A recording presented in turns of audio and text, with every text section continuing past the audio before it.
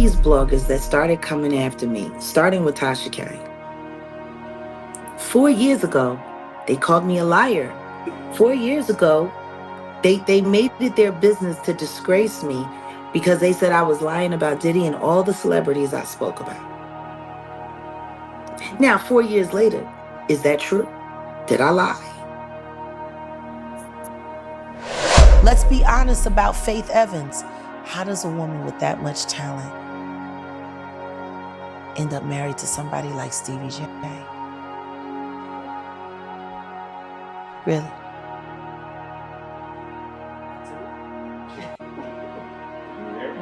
Or maybe years ago you decided to be a hip-hop plant because you didn't think your light-skinned fat ass was ever gonna get a real shot.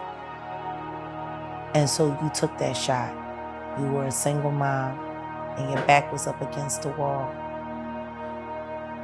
Think about it from this angle. Everything we know.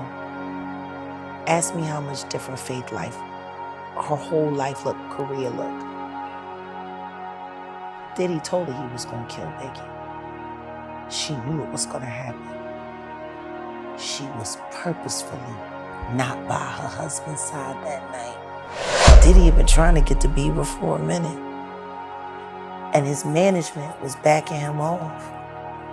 But it wasn't until Usher took over management and had guardianship and gave temporary guardianship to the diddler for 48 hours. Think about that. He'd been to the hospital. That situation that Gene was talking about. And you still took Bieber there, but you got custody of him first. Diddy had already tried. They wouldn't let him. Actually, someone made reference to the fact that Diddy trying to get at Bieber the way he was trying to get at Bieber was looking a little predatory. And then Usher came in and discovered it and managed him and got custody of him and promised to look after him. And then he sent him to the diddler. Does that sound like a good guy? Shout out to Ayan. Fix Your Life on Clubhouse. We actually talked about it yesterday. Because he knows other male victims. Like, there's a lot of victims. How many personally victims do you know? That you know personally that you Diddy? know? Yes. 50. Personally, you know. 50? 50. Yeah. Wow. And half of them were signed to Bad Boy. If I explain how I knew Cassie was gonna come forward, that could hurt some people. Which is why the last time I sat on this blue couch, I said what I said. Congratulations, young Miami. Run as fast as Cassie did. Mama got it, tell you. Yeah, he playing high level. I know Jennifer Lopez has multiple things. I know Beyonce got it, tell you. I definitely know they probably recycled some old Stevie J and Eve stuff. I know Drake got a tape. I know Rihanna got a tape. I know Chris Brown's on one of them tapes. Keep it a buck. Let's keep it a beat. Stevie J should be charged. Mary J. Blige should also be charged. Jennifer Lopez should definitely be charged. Should I keep going? You're hitting it off. Jay-Z should be charged. Khaled should be charged. Rick Ross should be charged. Usher should be charged and tried with him. Or for Justin Bieber alone. The acceptable monster at this time, like R. Kelly was the last time I sat on this couch. So who's next? Y'all don't see the lineup? Yeah, we see the lineup. I'm just waiting to see who's next. Jay-Z is setting Diddy up. Why is everyone having such a hard time? He ain't He lined up D. Haven, stole his life and identity. He lined up Big L, stole his life and identity. He lined up Dame Dash, stole his life, identity, and took his love. Lined up R. Kelly, he wants to be the one. Was it strictly? Was it only NDAs unplugged? in my life. Okay. Both of them were with Mr. Carter. Why is nobody willing to accept as monstrous as people are finding out that Diddy is now, that he wouldn't be willing to split Quincy in half? Because he would. Yeah, he said some years ago, like during a TV show, that he would like harm his own mother to get what he wanted, or something along those lines. So, Well, I don't blame him for wanting to harm that. She's his victimizer and his pimp. She his first pimp. Okay. What they call freak offs now. Yeah. That is something. Is that something normal that Yeah. happens in Hollywood? Yeah. Freak offs. Yeah. Okay. Everybody know that.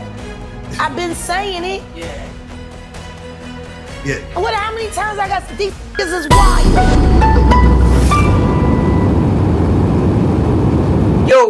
Yo, what's up, people? We is back. Another day on Keep It G News. And today, y'all, we talking about Jaguar Wright, y'all. Now, I need y'all to pay close attention in this video, because Jaguar Wright and everything that got something to do with Jaguar Wright is a touchy subject, because she done gained a lot of support. But do she deserve it? You know, in this video, that's what we're going to talk about. Do Jaguar Wright deserve this support? Did she really call this whole situation with Diddy? And will there be others? And what is this situation with Diddy? Is this really about justice for the victims, or is it something different? Do the feds got a rock solid case? No, we're going to talk about it all. But first, we got to address Jaguar Wright. Now, Jaguar Wright, for the better part of maybe 4 or 5 years now, has been telling the world, or anybody that want to listen, that Diddy is a monster, he deserves to be in prison, and he will go to prison. And ultimately, Diddy did go to prison. But Jaguar Wright presents herself like she's this savior, or she wasn't once a part of the problem. You know, she presents herself like she is the solution to the problem, yo, but I don't think that's the case.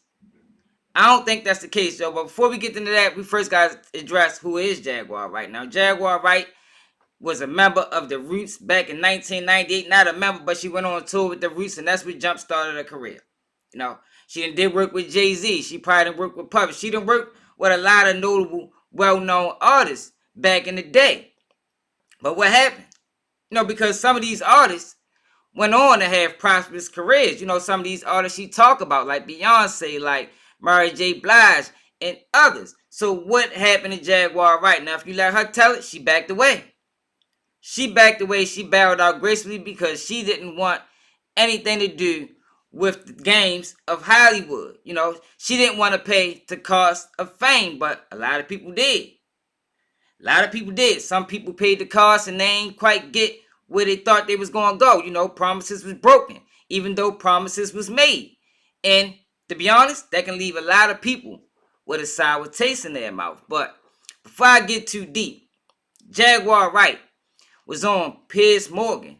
I want y'all to listen to what she had to say. You knew Sean Diddy Combs for a long time. You attended a number of his infamous parties.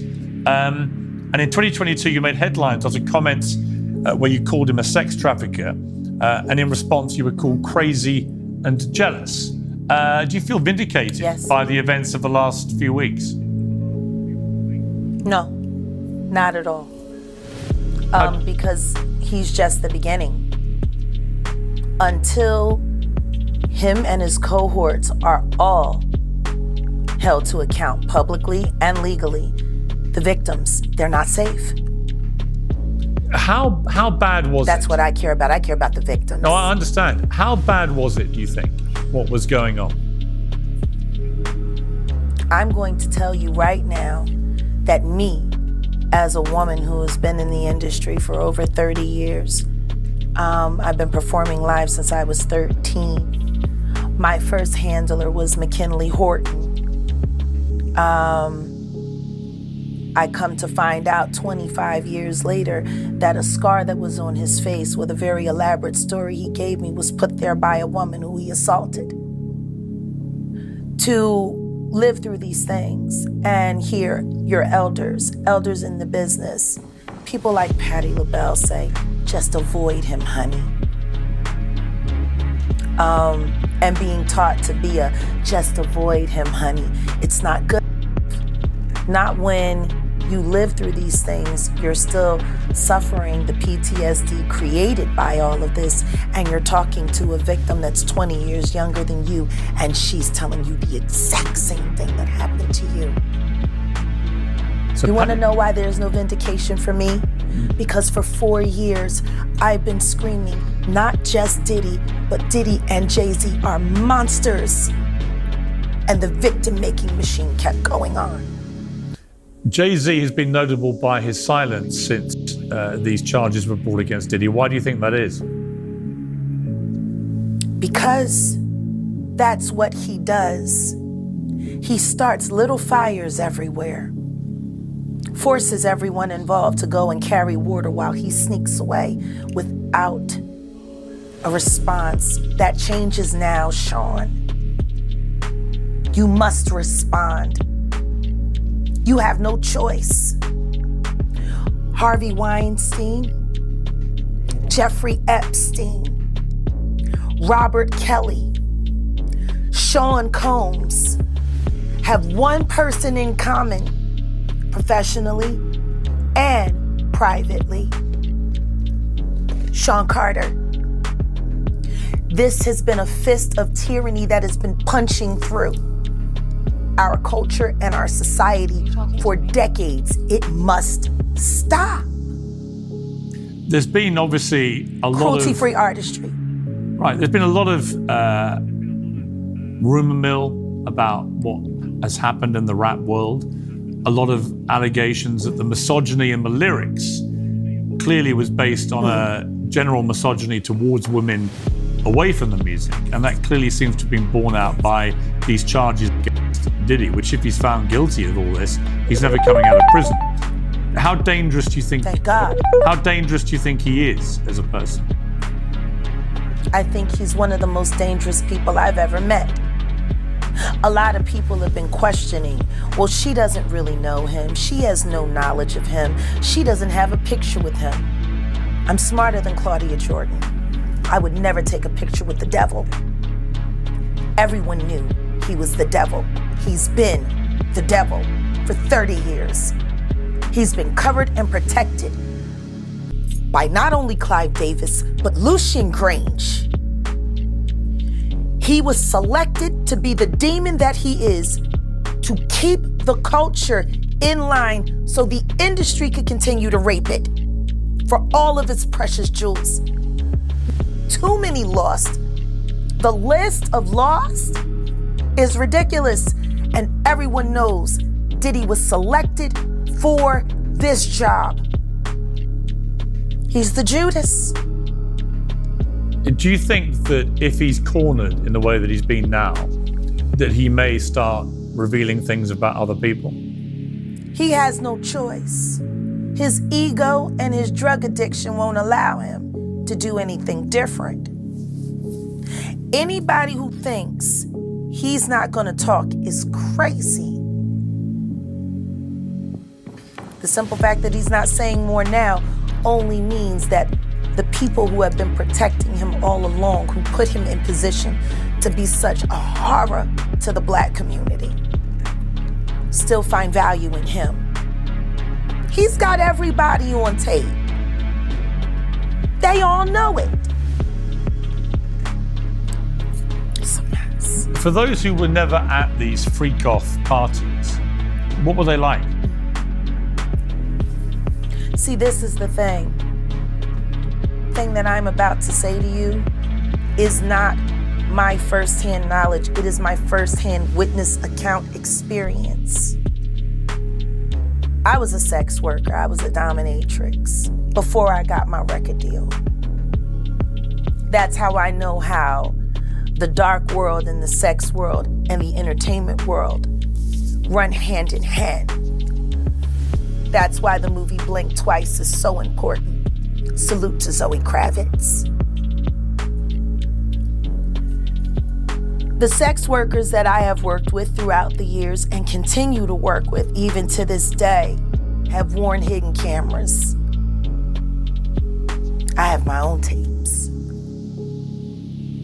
I've seen what they do. The ritualistic behaviors, the drugging, putting girls in the suitcases,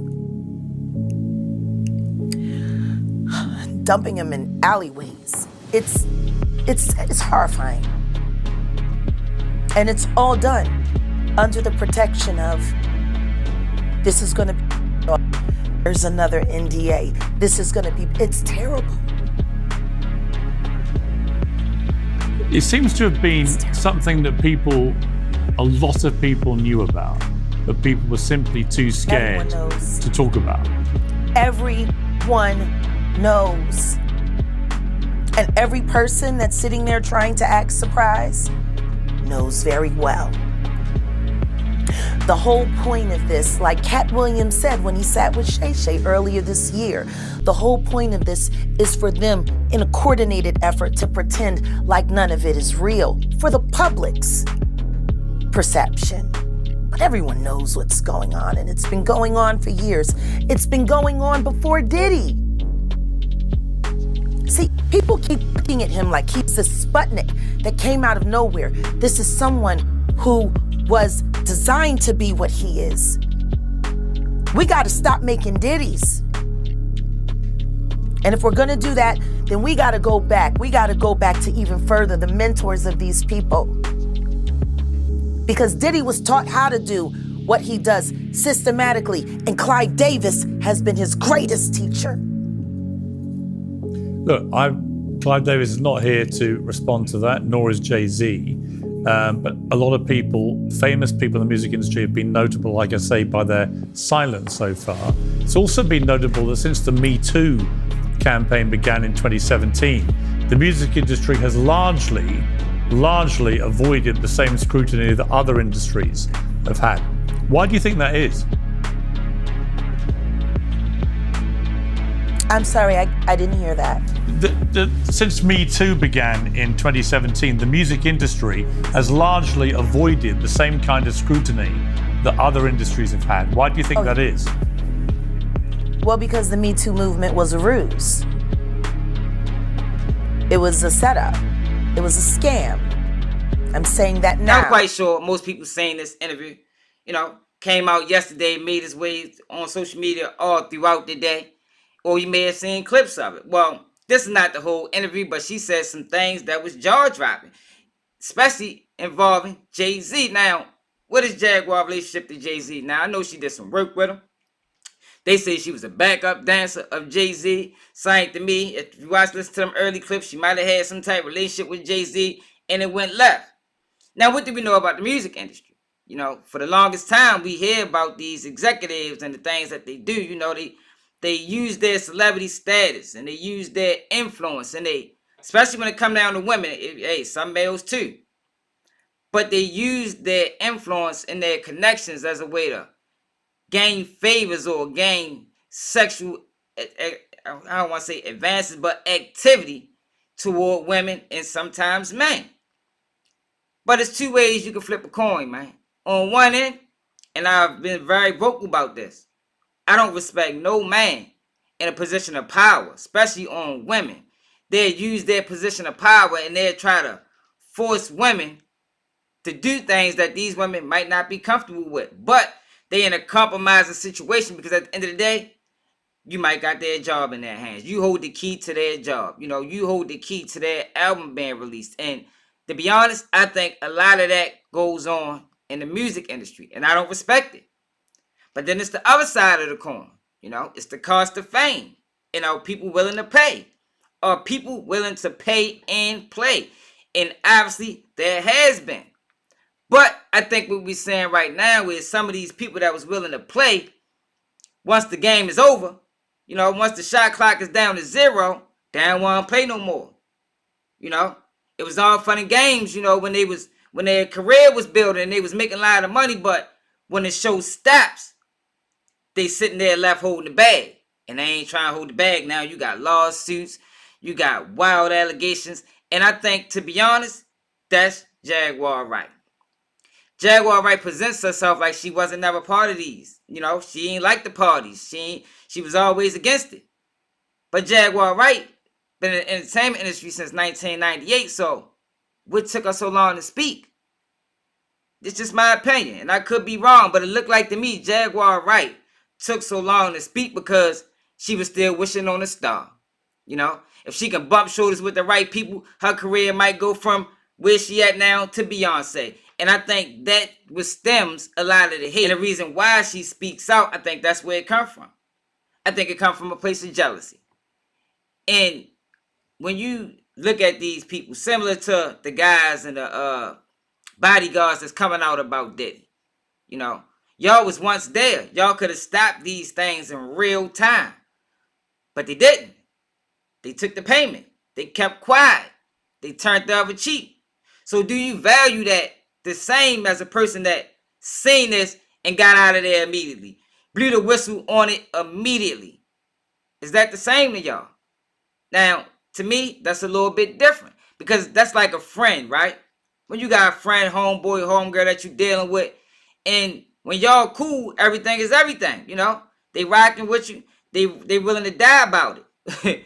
But the minute y'all fall out, now is, man, this person, when he was talking about you, she said that I don't really respect that person. That ain't my type of guy. That ain't my type of friend. And that is the vibe I'm starting to get from Jaguar Wright. And when you talk about her prediction on Diddy, we spoke about this on live numerous times, y'all. I said justice delayed is justice denied. And with these so-called victims, these lawsuits, everything that's coming out, you would think that it's justice, right? But I'm of the belief if Diddy didn't have these problems on the other end, I believe that this was a business relationship that turned bad. Now Diddy gotta go. I don't think we would have ever heard of any of these lawsuits. So is Jaguar Wright really right? You understand? Did Jaguar Wright know that Diddy was going to file this lawsuit with this company, and this company was going to lay the hammer on him? Because I don't think that's what the people are perceiving it. I don't think that's what she's saying. I think that Jaguar Wright and the people actually believe that if Diddy, who have obviously been doing these things for a very long time, or at least something of the nature. I ain't saying he did everything, but he did some things. We seen the video with Cassie. Horrible video. I don't respect nothing about man beating on women. But he been doing this for a very long time, yo. And I'm sure there could have been investigations started. And Diddy could have been locked away where some people think he belonged. But that's not what happened. It's not what happened. It wasn't until Diddy filed these lawsuits with these companies and these major players to where now Cassie is coming out. Now you got all these lawsuits. Now it's a domino effect. And now people saying Jaguar Wright called it. But I don't think that's what happened, y'all. And then it takes me into an interview. So on my live the other day, and mind you, y'all, we go live every day, 11 p.m. Eastern time. We actually listened to the press conference of Lloyd. I think his last name Busby. And he is alleging over 120 lawsuits. Now, we watched that whole interview. But this next clip I'm going to play for y'all is two things he said that stuck out to me tremendously. And I want to see if y'all... The reason the press conference was held yesterday is obviously we can collect evidence from our own clients. And we can check their phones, and we can, some of this stuff happened years back. So some of that is hard to do. But what we really are interested in, not only victims coming forward, but people that witnessed these events coming forward. I have had so many people send me unsolicited information that they think might help. I was here, I saw this, here's I can, that kind of thing. And that's so important with a case like this. I don't know what the federal government has in its possession based on the raids of Sean Combs' homes. So I am doing what I can. Obviously, I've cast a very wide net, and I put the word out that, look, if you have evidence, please come forward. Please provide us what you have. It may be helpful, it may not. You know, I've gotten a lot of videos and pictures, and it's hard to sort through that and figure out, okay, let me try to put this in context, you know, and figure out how this might help a claim and how it might not. But what we've seen is, you know, if you look at the indictment, the 3-count indictment against Sean Combs, it describes a pattern of activity that is very consistent with what we're hearing from people that are calling us. Can you tell me a bit more about the allegations that your clients are bringing? I just talk generally about them. I kind of put them in 2 different buckets, if you will. The first bucket is individuals, young people trying to break into the entertainment industry, whether it be acting, singing, dancing, that sort of thing. People who are recruited by affiliates of Sean Combs or others in his group. Who one individual I'm thinking about in particular who went to a studio to audition and ended up being allegedly sexually assaulted. That's one bucket. The larger bucket is just people who are identified perhaps in a crowd, on the street, at a club, recruited to come to parties and get to the party and are drugged and then are assaulted. That's the second bucket. That's the larger bucket. And so it's kind of, the MO is the same, but you know, the group of people is a little bit different. You have some aspiring singers and aspiring dancers and actors, that group. And then you have people that just were flattered to be invited to a party by somebody of Sean Combs's stature and celebrity. So, you know, all of it's sad, all of it's egregious, but each case is different. Now on the live yesterday, y'all, we talked about these lawsuits. I think it was yesterday or the day before. And none of these lawsuits been filed, y'all. And I don't think we ever seen a situation or ever seen a time where you had people putting the cart before the horse. You had people announcing lawsuits before they actually filed them. So the question I posed to the people that was watching that night was, what if these lawsuits never get filed? But it's things that stuck out to me in this interview. And this lawyer talked about how it's 2 type of victims he's looking for. Victims that was trying to get a part of the industry, and victims that may have partied with Diddy. You know, maybe you got to the party, you got to the VIP some way, somehow, got a little bit too drunk, and we don't know what happened after that. Yo, but what that sound like to me is these lawsuits, if they ever get filed, are being used to build a case on Diddy, because it ain't no case. Because what we know about the indictment is only one victim. It's only one victim. That's going to be pretty hard to convict Diddy of sex trafficking with one victim, knowing that high power status that he once had. You know, you would think it'd be thousands of victims.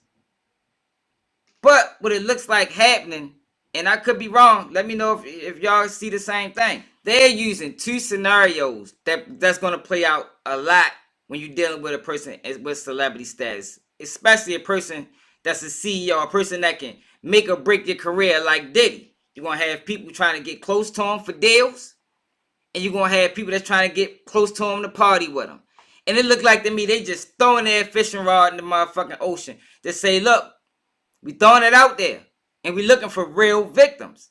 You know, because there's no way possibly that Diddy been around 30 years, had all this money, all this influence in 30 years, and he ain't did nothing wrong. I'm talking about nothing wrong. We see he beat Cassie. I ain't talking about that. I'm talking about predatory. He had to have some type of predatory practices outside of Cassie that he has a history of. You know, because we heard a little bit of Diddy history. You know, the rumor's been around his name for a long time. But is this how you conduct the investigation? I thought the investigation is supposed to get conducted first before the arrest. But it looked like to me Diddy was arrested first, and now the investigation is starting. It looked like it's starting. I could be wrong. It looked like it's starting by these lawsuits. We're going to throw our rod out there and we try and catch fish. Big fish. And they even willing to go back as far as 1991, y'all. In that lawsuit, y'all, they talked about a conversation that Diddy had in a party where some girl was present. And Diddy supposed to told this girl that if you don't drink this drink, you gotta leave. And the girl drunk the drink and now is suing because something may have happened after the drink. We don't know. It's all alleged. But to announce these lawsuits and to not file them is insane to me. I just did a live a couple days ago where one of the lawyers had a client and she was an admitted sex worker say that she got trafficked by Diddy. Can you really traffic a sex worker? Let me know in the comments. You know, sound to me, he was hiring her for her services and now things went left, but the lawyer dropped this client. So let me know what's really going on, man. Is y'all really buying Jaguar Wright? For the people that really know what this whole Diddy thing is about, there's no way she could have predicted that Diddy was going to file this lawsuit. Now, she may have knew about Cassie because from what I understand, the rumblings on Cassie coming out has been in the making for a while. You know, Diddy arrogance allowed it to persist. He should have squashed it, but you know how he is sometimes. Diddy from Harlem, you know how some people is when they got money, they got power, they think they untouchable. And that's where he wrong at, and as well as in a lot of other places. But that's where he went wrong the most by not selling in that case with Cassie. But does that mean Jaguar Wright was right? You understand? Let me know in the comments, man. It's another day of Keep It G News. Unnecessary court fees and litigations because Jay-Z wants me broken, stopped, or under his control. And it ain't gonna happen, Sean. I'm never gonna be under your control. Never. You need to learn how to control your wife and her friends and their mouths. Because you got Beyonce and the Beehive looking real fucking dumb right now. 5 million unfollowed, and that number's gonna go up with every image in one of those freak-off tapes. And God help, if anybody here, how that bitch really talks about people with her, they'll start unfollowing by the tens of hundreds. Again. And they should. Because the truth is, the only reason they were following was because of the witchcraft and the spells that were being pushed out through the media.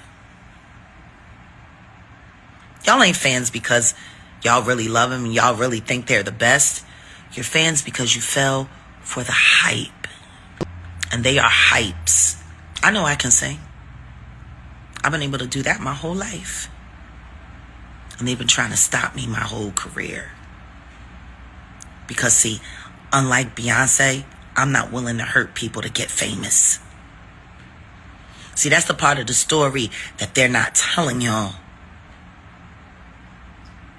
That the more terrible you are, the more they'll protect you. Niggas can't do what I do, y'all niggas can't copy me. Let's keep shit G. Let's keep shit G. Let's keep the shit G. Let's keep shit G. Let's keep shit G.